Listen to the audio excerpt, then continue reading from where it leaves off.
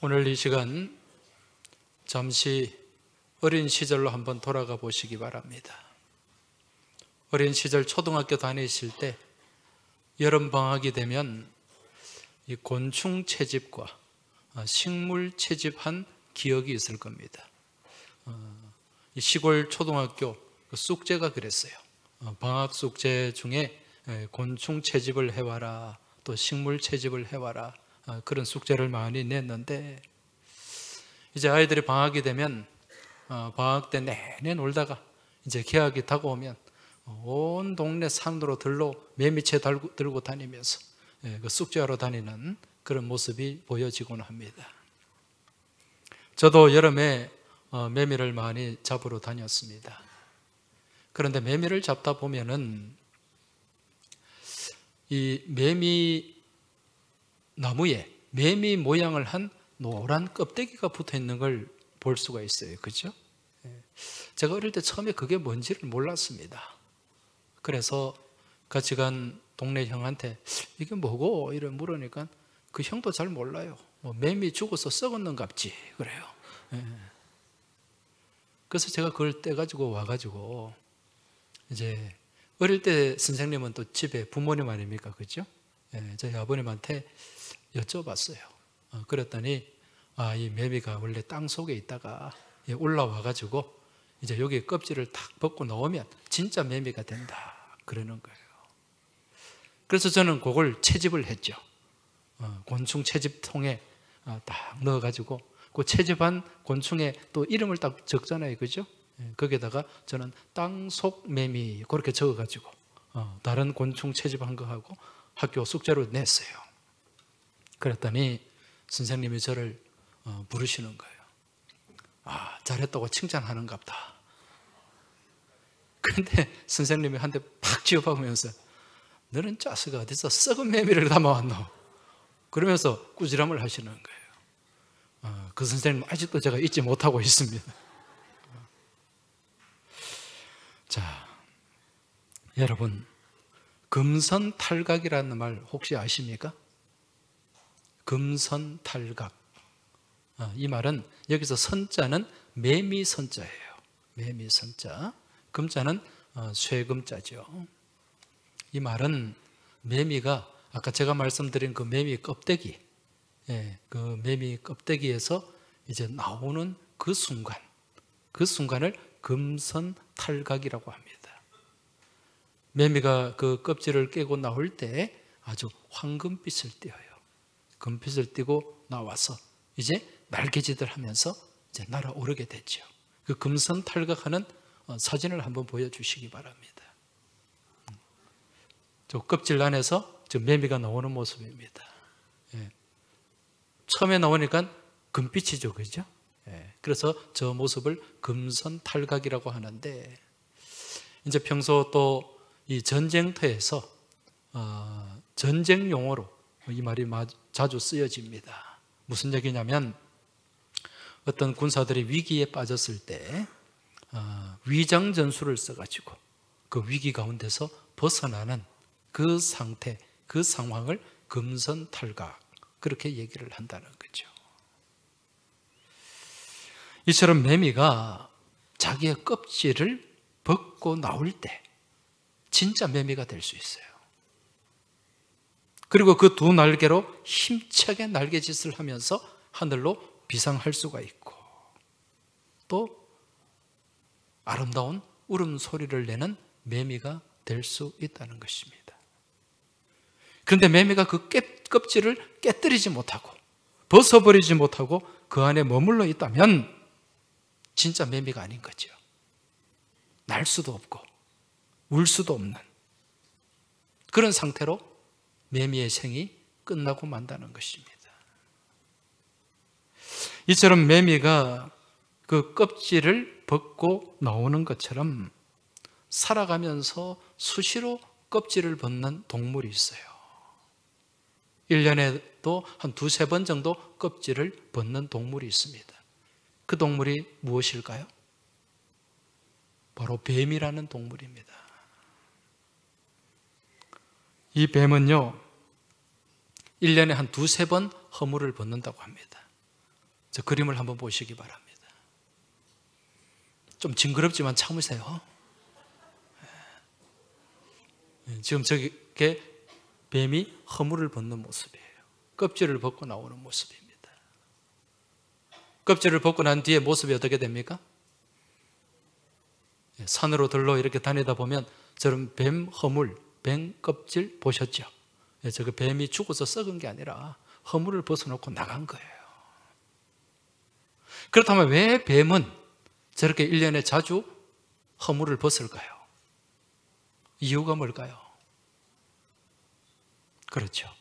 뱀이 자라기 위해서. 뱀은 저 허물을 벗어야 자랄 수가 있어요. 무슨 얘기인가? 이 뱀의 껍질은요, 이 뱀의 피부는 늘어나지가 않아요. 우리는 보통 이게 자라면 피부가 늘어나서 몸이 자라지 않습니까? 뱀은 그렇지 않다는 거예요. 늘어나지 않기 때문에 안에 몸은 자라는데 피부는 안 늘어나, 안 자라요. 그러면 이런 상태는 우리 경상도 말로 어떤 상태입니까? 쫑겨요. 쫑기는 상태예요. 그러면 뱀이 자랄 수가 없고 나중에 답답해가지고 죽게 된다는 거죠.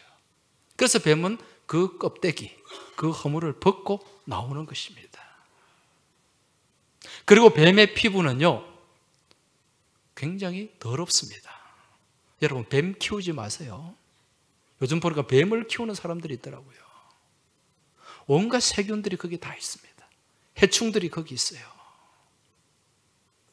그래서 뱀이 이 껍질을 벗겨내지 않으면 그 세균으로부터, 그 해충으로부터 공격을 받게 되고 결국 질병으로 죽게 된다는 것입니다. 그래서 뱀은 1년에 두세 번가량 이런 허물을 벗어냄으로써 또 온갖 더러운 해충과 세균으로부터도 벗어날 수 있게 된다는 거죠. 여러분, 이처럼 뱀이 허물을 벗고 매미가 자신의 몸을 감싸고 있던 껍데기에서 벗어나는 모습, 이것을 두고 뭐라고 얘기합니까? 오늘 제목이죠. 탈피, 탈각입니다.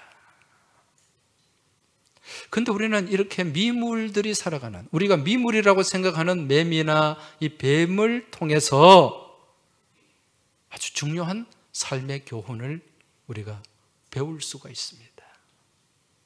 영적 교훈을 또 얻을 수가 있다는 거예요. 왜? 오늘 이 시대에 이 땅을 살아가는 우리 그리스도인들 또한 믿음의 삶을 살아감에 있어서 이러한 탈피와 탈각이 이루어져야 되기 때문에 그렇습니다.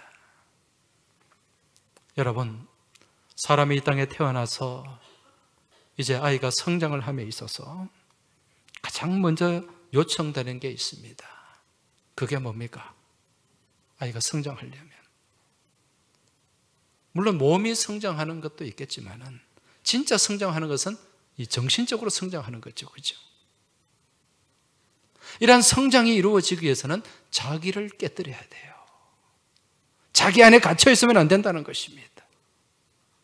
자기를 단단히 감싸고 있는, 붙잡고 있는 그런 생각과 아집에서 벗어나야 돼요. 그게 깨져야 되는 거죠. 이게 성장하는 것이고 이게 성숙해가는 과정입니다. 아이가 나이가 먹어감에 따라서 그 생각과 가치의 폭이 점점 커져가고 넓어지면 이 아이가 어느새 이 정도 자랐구나라는 생각을 하게 되잖아요. 가끔 우리가 자라던 어린 시절로 한번 돌아가 보면 여러분, 우리가 초등학교 시절에 있었던 일들 아마 기억하시는 분들이 있을 거예요. 지금 이제 나이가 먹어서 아니면은 뭐 초등학교 시절을 지나서 중학생이 되고 고등학생이 되어가지고 옛날 일을 한번 추억해보면 참 부끄러운 일들이 많습니다. 그렇지 않습니까? 야, 내가 옛날에 왜 그래 유치한 생각을 했지? 옛날엔 내가 왜 그래 유치하게 행동했지? 여러분, 그런 생각 해본 적 없어요? 그런 생각이 든다면 지금 내가 어떤 상태라는 거예요? 성장했다는 거지. 그런 생각을 못했다면 거기에 머물러 성장을 못한 거예요. 저도 가끔 생각해 보면 참 별것 아닌데 목숨 걸었던 적이 많이 있었던 것 같아요. 유치한 거죠. 어린 거죠. 그러면서 우리의 지나온 과거의 모습을 때로는 부끄러워할 때가 있다는 것입니다. 우리 믿음의 삶도 마찬가지입니다. 고린도전서 13장 11절 말씀을 보시면 내가 어렸을 때에는 말하는 것이 어린아이와 같고 깨닫는 것이 어린아이와 같고 생각하는 것이 어린아이와 같다가 장성한 사람이 되어서는 어린아이의 일을 버렸노라. 버렸다. 탈피했다는 거예요. 탈각했다는 겁니다. 우리의 믿음의 삶도 마찬가지입니다. 어린아이의 모습에 매여 있어서는 안 돼요. 어린아이의 수준에 머물러 있어서는 안 된다는 것입니다. 어린아이의 모습을 버리고 그곳에서 벗어나는 것. 이게 탈피하는 겁니다. 우리가 탈피라는 말 자주 쓰잖아요. 무엇에서 벗어난다. 그런 의미죠. 이 탈피한다는 말은 가죽을 벗겨낸다는 뜻 아닙니까? 그렇죠?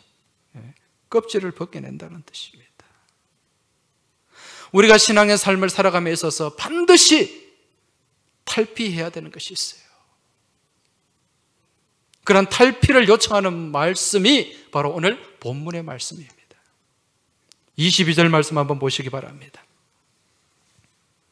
너희는 유혹의 욕심을 따라 썩어져가는 구습을 따르는 옛사람을 벗어버리고. 할렐루야. 벗어버리는 게 탈피하는 것입니다. 무엇을 벗어버리라고요? 옛사람을 벗어버려라. 이 옛사람은 어떤 사람입니까? 구습을 따르는 사람, 유혹의 욕심을 따라 살아가는 사람. 이게 옛사람이라는 거예요. 이 옛사람이라는 말은 헬라 말로 팔라이온, 새로워지지 않은 모습을 얘기하는 거예요.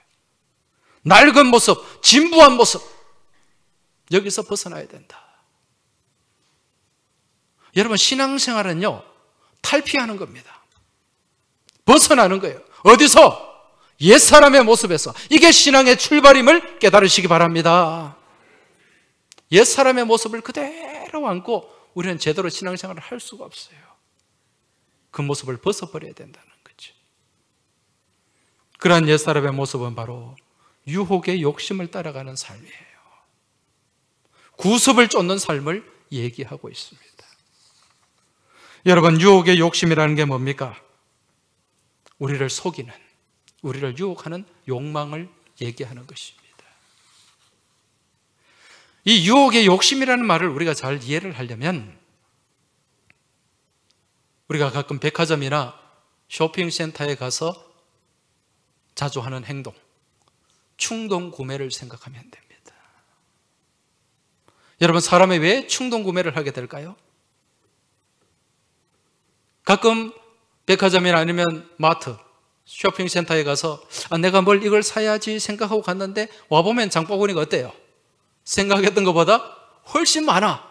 무엇했기 때문에? 충동 구매를 했기 때문에. 왜 충동 구매를 하는 걸까요? 쇼핑센터에서 유혹하기 때문에 그래요. 여러분, 쇼핑센터에 가면 상품들이 많이 진열되어 있죠? 진열되어 있는데 여러분, 이 사람들의 상술이 대단합니다. 이 과학적으로 연구를 하니까 이 사람들의 눈에 15도 아래로 보이는 그 상품들, 사람들이 그걸 제일 많이 본대요. 15도 각도 아래. 그래서 이 상점의 주인들은 그 15도 각도 아래에 좀 사람들에게 관심을 끌만한 그런 물건들을 많이 진열을 해놔요. 이게 뭐냐면은 골든존이라 그래요. 골든존. 그 가게에서, 마트에서는 그 골든존 안에 있는 제품이 매출의 70%를 차지한다고 그럽니다. 그만큼 사람들이 그걸 많이 사가는 거예요. 눈에 보이니까. 근데 그 제품들이 어떤 제품인가? 내가 지금 당장 필요하지도 않은 제품이에요. 근데 있어야 될 것 같은 제품. 그러니까 생각도 안 하고 왔다가 지금 당장 필요도 없는데 그걸 산다는 거지. 그래서 집에 와보면 어떻습니까? 이건 내가 왜 샀지? 그리고 그게 냉장고에 들어가고 창고에 들어가서 나중에 유통기한 다 지나서 썩어가지고 버리는 게 많잖아요. 아닌 것처럼 앉아있어도 다 그렇게 하고 있다는 겁니다, 여러분. 이게 유혹의 욕심이에요. 마귀가 그렇게 한다는 겁니다. 우리가 믿음의 삶을 살아가면서 별로 중요한 게 아닌데, 그렇게까지 꼭 필요한 게 아닌데, 그걸 꼭 필요한 것처럼 생각하고 거기에 목숨을 걸게 한다는 것입니다. 그럴 때가 참 많이 있어요. 여러분, 그럴 때가 언제냐면은 교회 직분자 선출할 때. 여러분, 이 직분은 우리가 믿음 생활을 하는 데 있어서 정말 꼭 필요한 겁니까? 권사님, 권사가 믿음 생활을 하는데 꼭 필요해? 없으면 믿음 생활 못 해요? 아니잖아, 그죠? 예. 권사가 됐으니까 그런 얘기 하는 거예요. 아닌 사람은, 안 된 사람은 이거 내가 꼭 권사가 돼야 된다고 생각을 하는 사람들이 있어요. 근데 알고 보면 그 직분은 섬김의 도구지, 그게 무슨 하나님의 어떤 대단한 상급을 하나님께서부터 받고 또 그 직분이 있다고 해서 우리가 구원을 더 완전하게 이루어가는 그런 게 아니라는 것입니다. 오히려 그거는 나에게 무거운 짐이에요, 직분은. 그래서 우리는 이 직분을 뭐라 그럽니까? 중직이라, 중직. 무거울 중자예요. 내가 짐을 하나 지고 가는 겁니다. 그런데 그 직분자 선출을 하다 보면 어떻습니까? 막 이걸 그냥 어떻게든 내가 그 직분자 투표를 통해서 직분을 가지려고 막 나중에는 시험 들어서 교회에 나오느니 안 나오느니 막 그러고 있단 말입니다. 그 마음이 누가 주는 마음이에요? 우리가 옛날에 예수 믿기 전에 가지고 있던 구습을 통해서 가지고 있는 유혹의 욕심이라는 거죠. 제가 목사로서 이 교회 위에 노회가 있습니다. 노회에 이제 가면은 그 노회에서 또 직분자들을 선출할 때가 있어요. 노회를 섬기는 부노회장, 또 서기, 이런 직분자들을 선출해요. 이런 거 하면은 또 제가 평소에 안 받던 존경을 얼마나 받는지 몰라. 문자가 계속 와가지고 존경하는 나 목사님, 다 존경이라. 평소에 좀 존경하지. 또 총대라는 게 있어요. 그 총대 선출할 때도 마찬가지입니다. 우리 교회 총대로 나가는 장로님들 존경 많이 받죠, 그죠? 그런 거 하면은 그러면서 서로 질시하고 시기하고 막 음해하고 그런 것도 있어요. 본질이라는 것에 목숨을 거는 거죠. 이게 유혹의 욕심을 따라 살아가는 삶의 모습이라는 겁니다. 여러분, 우리가 살아가면서 한번 생각해 보세요. 내가 정말 이 사소한 것에, 본질이라는 것에 목숨 걸 때가 얼마나 많은가. 그게 구습을 따라가는 거예요. 여러분, 이러한 구습이 무엇인가? 오늘 본문 말씀을 참고하면은 그것은 거짓이라고 말씀하고 있습니다. 25절, 26절은요, 여기에 그런즉, 그 앞의 내용을 설명하는 말씀이에요. 여기서 그런즉이라는 말은 헬라 말로 디오인데 24절 이후를 25절에서 지금 이제 설명을 하는데, 그러한 구습이 무엇인가? 거짓입니다. 거짓. 25절에 그런즉 거짓을 버리고 각각 그 이웃과 더불어 참된 것을 말하라. 이는 우리가 서로 지체가 됨이라. 분을 내어도 죄를 짓지 말며 해가 지도록 분을 품지 말고 마귀에게 틈을 주지 말라. 할렐루야. 우리가 옛사람의 모습, 구습을 따라가는 옛사람의 모습 가운데 대표적인 게 뭐냐? 거짓이라는 겁니다. 이 거짓은 하나님을 기만하는 거예요. 말씀을 왜곡하는 것입니다. 하나님의 말씀을, 우리가 하나님의 말씀을 우리의 삶을 맞추어서 나가야 되는데, 하나님의 말씀을 내 삶에 끌어들이는 거예요. 그러면서 재단을 해버리는 거죠. 아전인수격으로. 그래서 내게 필요한 말씀만 듣고 내게 필요한 말씀만 보는 거예요. 내가 좀 불편한 말씀은 다 지워버리는 거죠. 이게 거짓된 모습입니다. 그러면서 자기 합리화를 하는 거예요. 아, 이 정도는 괜찮아. 뭐 이렇게 하는 건 괜찮아. 그렇게 생각을 해버리는 거죠. 이거 누구를 기만하는 거라고요? 하나님을 기만하는 것이다. 우리의 삶은 철저하게 무엇에 맞추어진 삶이 되어야 됩니까? 말씀에 맞추어진 삶이 되어야 돼요. 말씀에 우리 신앙의 믿음의 기준이 되어야 됩니다, 여러분. 말씀에서 벗어나는 것은 다 무엇이다? 거짓된 것이에요. 이런 거짓된 삶을 살지 말고 또 무엇을 하지 말라? 분을 품지 말아라. 또 하나의 구습이 분을 내는 거예요. 분을 내는 것. 여러분, 이 분이라는 것은 이 격분을 얘기하는 것입니다. 그런데 우리가 살아가면서 화를 안 낼 수가 있습니까? 없습니까? 화를 안 낼 수는 없어요. 살다 보면 화가 날 때가 있어. 그런데 오늘 말씀에는 뭐라고 말씀합니까? 분을 내어도 무엇하지 마라? 죄를 짓지 마라. 또 그 분을 해가 지도록 품지 마라. 왜? 그렇게 살아가면 마귀에게 틈을 주기 때문에 그렇습니다. 우리 교회에서 한 2달에 한 번 이렇게 교도소 위문을 갑니다. 거기 가면 많은 수감되어 있는 죄수들이 있어요. 그런데 그 중에 상당수가 어떤 사람들입니까? 순간의 분을 참지 못해서 그렇게 범죄를 한 사람들이 많이 있습니다. 분노로 인해서 죄를 짓는 거죠. 오늘 말씀에도 마찬가지입니다. 그러한 분노로 인해 가지고요, 31절에 너희는 모든 악독과 노함과 분냄과 떠드는 것과 비방하는 것을 모든 악의와 함께 버리라. 이런 게 나타난다는 겁니다. 분노로 인해 가지고.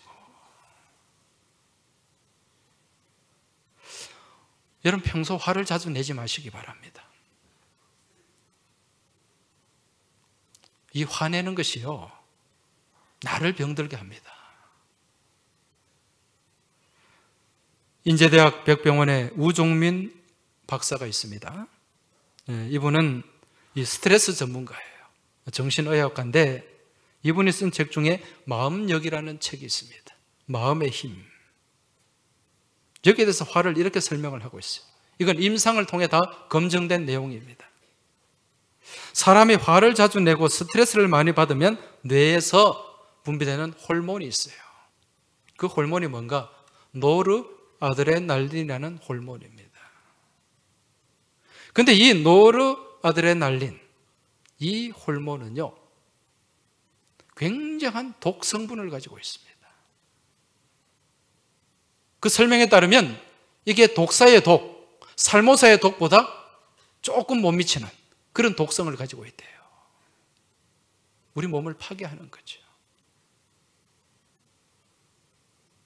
그래서 누군가를 자주 미워하고 누군가에게 자주 화를 내면 이 분노 중독에 걸리게 된다 그럽니다.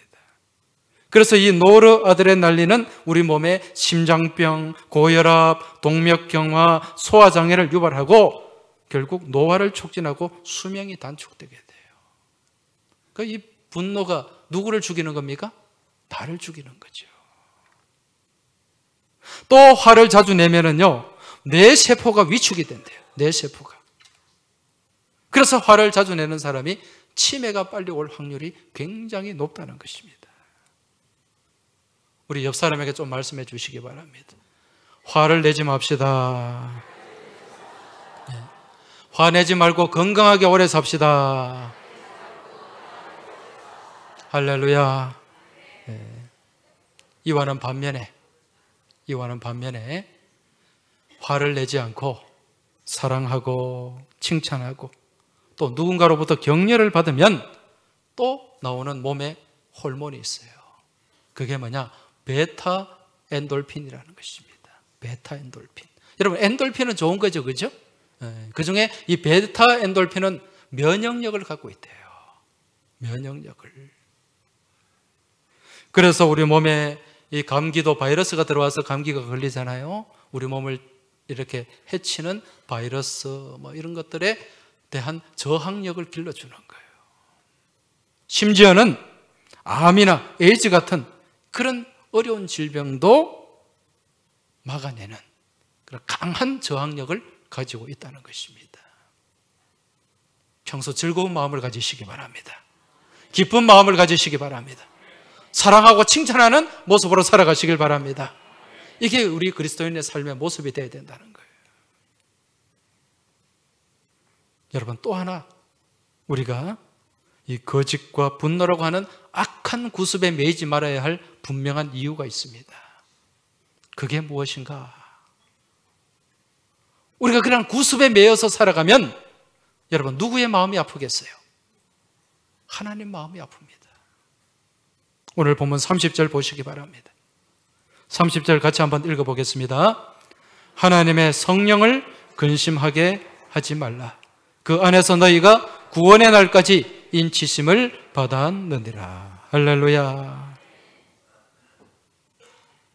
우리의 악한 구습이, 옛 모습이 자꾸 나타나면 누구의 마음을 아프게 한다? 성령님의 마음. 우리 안에 계시는 성령님을 근심하게 한다는 거죠. 우리는 하나님의 기쁨이 되어야 됩니다. 하나님께 영광 돌리는 존재가 되어야 됩니다. 그런데 하나님 영광 가리우고 하나님의 근심이 되어서는 안 된다는 거죠. 우리가 어떻게 살아갈 때?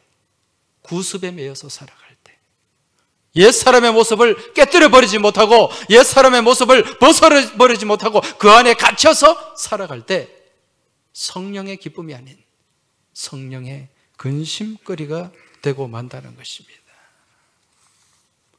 이처럼 성령의 근심이 되고 우리가 악한 그러한 구습에 매여서 하나님 영광 가리우게 될 때 그때부터 누가 역사하게 됩니까? 마귀가 역사합니다. 27절, 누구에게 틈을 주지 말라고 말씀합니까? 마귀에게 틈을 주지 말아라.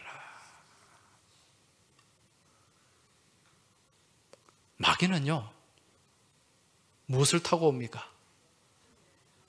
우리 예수님은 다시 오실 때 무엇을 타고 오신다 그랬어요? 구름 타고 오시죠. 마귀는 무엇을 타고 오신다고? 틈을 타고 와요. 틈을 타고. 그래서 마귀에게 틈을 주지 말아야 돼요. 우리가 거짓 가운데 살아가고 늘 분노 가운데 살아가게 되면 마귀가 틈을 타게 되고, 그러한 죄의 모습을 본문 31절에서 뭐라고 말씀하는가? 악독과 노함과 분냄과 떠드는 것과 비방하는 것, 이걸 악이라고 얘기합니다. 악이. 마귀는 분열시키는 자입니다. 디아볼로스. 하나님과 우리와의 사이를 분열시키고요, 형제와 형제 사이를 분열시키고 교회를 분열시키는 주동자가 마귀라는 거죠. 이런 마귀가 틈을 타고 마귀가 활개를 치면 누구의 근심이 된다? 성령님의 근심이 되는 거예요. 하나님의 근심이 되는 것입니다. 여러분, 은혜로운 교회는 마귀가 틈을 타는 교회가 아니라 성령님께서 온전히 역사하시고 성령님께서 충만하게 함께 하시고 성령의 기름 부음이 있는 교회가 은혜로운 교회예요, 살아있는 교회예요, 복된 교회인 줄 믿으시기 바랍니다. 우리가 이런 교회를 세워가야 되는 거예요. 금년에 우리는 성전 건축과 함께 새로워지는 교회라는 비전을 가지고 있습니다. 여러분, 여기서 성전 건축이 우선일까요? 새로워지는 것이 우선일까요? 새로워지는 것이 우선이죠. 성전을 새롭게 잘 짓는다고 해서 그냥 새로워지는 것이 아닙니다. 우리의 내면이 새로워져야 돼요. 우리를 감싸고 있는 온갖 구습을 깨뜨려야 우리가 새로워지게 되는 줄 믿으시기 바랍니다. 믿음 생활을 한다고 하면서 나 자신이 자꾸 악한 구습에 매여지게 되면 어떻게 되는가? 18절에 보면 그들의 총명이 어두워지고 그들 가운데 있는 무지함과 그들의 마음의 굳어짐으로 말미암아 마음이 굳어진다고 말씀하고 있어요. 단단해지는 것입니다. 이 마음의 굳어짐, 헬라말로 포로시스라고 합니다. 포로시스. 이 말은 못이 박히는 걸 얘기하는 거예요. 못이 박히는, 단단하게 못이 박히는 거. 그러면서 어떻게 되는가? 감각이 없어지는 거예요. 감각이. 19절을 보십시오. 그들이 감각 없는 자가 되어서. 우리 믿음의 사람들에게는 영적 감각이 있어야 됩니다. 하나님의 음성이 들려야 됩니다, 여러분. 하나님의 뜻을 우리가 깨달아야 됩니다. 근데 감각이 없으면 하나님과 상관없는 삶을 살아가는 거예요. 내 중심대로, 내 아집대로, 내 주장대로, 이게 감각 없는 삶입니다. 이게 옛 모습이라는 거예요. 구습을 따라가는 모습. 이걸 우리가 어떻게 해야 된다고요? 깨뜨려야죠. 금년에 들어서 지금 1월 달에 제가 계속 이 새로움에 대해서 말씀을 나누고 있는데 우리가 새로워지기 위해서는 깨뜨려야 됩니다. 탈피, 탈각이 이루어져야 된다는 거죠. 여러분, 게 좋아하시죠? 이 바다의 게, 꽃게 맛있잖아요. 그런데 이 게도요, 어린 게에서 이 성체가 되기까지, 다 자란 성체가 되기까지 모두 27번의 탈각의 과정이 이루어져야 된다 그래요. 게도 껍질을 벗어요. 그래야 성장이 됩니다. 자, 그런데 매미가 이 껍질을 깨고 나오고 뱀이 허물을 벗어내고 이 게가 탈각을 할 때 그냥 이루어지는 걸까요? 아닙니다. 엄청난 고통이 따른다고 그래요. 우리 산모들이 아기를 출산할 때 그 출산의 고통이 얼마나 큽니까? 그런 고통이, 그런 아픔이 그런 탈각과 탈피 과정의 수반이 된다는 거죠. 그럼에도 불구하고 성장하기 위해서, 성숙하기 위해서 이 미물에 불과한 곤충들도, 동물들도 탈피와 탈각을 한단 말입니다. 하물며 하나님의 형상을 받은 우리 하나님의 자녀들이, 하나님의 백성들이 자기 안에 갇혀 있어서 되겠습니까? 그 옛사람의 모습에 갇혀 있어서 되겠습니까? 어떤 아픔이 있어도, 어떤 고통이 수반되어도 우리는 탈피하고 탈각을 해야 된다는 것입니다. 우리가 말씀 따라 살아가는 것이요, 여러분 쉽지 않습니다. 수월하지 않아요. 많은 것을 포기해야 될 때도 있고, 많은 것을 잘라내야 될 때도 있고, 많은 어떤 아픔을 감수해야 될 때도 있습니다. 그렇지만 우리는 말씀을 따라가는 삶을 멈추어서는 안 된다는 거예요. 계속해서 말씀 안에서 탈피가 이루어지고 탈각이 이루어져야 될 줄 믿습니다. 이게 참된 믿음의 삶, 진정한 믿음의 삶인 줄 깨달으시기 바랍니다. 금년 한 해 여러분과 저의 삶 가운데 온전한 믿음의 탈피와 탈각이 이루어지길 주의 이름으로 축원합니다.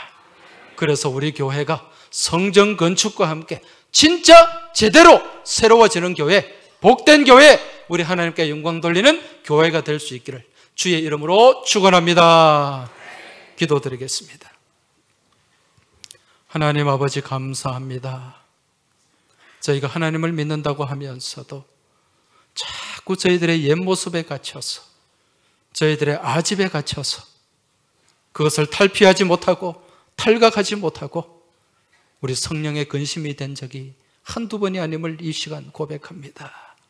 주님, 믿음의 용기를 더하여 주옵소서, 믿음의 능력을 더딥혀 주옵소서. 그리하여 2020년 금년 한 해 저희 안에 믿음의 탈피가 이루어지고 믿음의 탈각이 이루어지는 은혜가 있도록 주님 역사하시고 저희를 새롭게 하여 주시옵소서. 우리 주님 예수 그리스도 이름으로 기도하옵나이다. 아멘.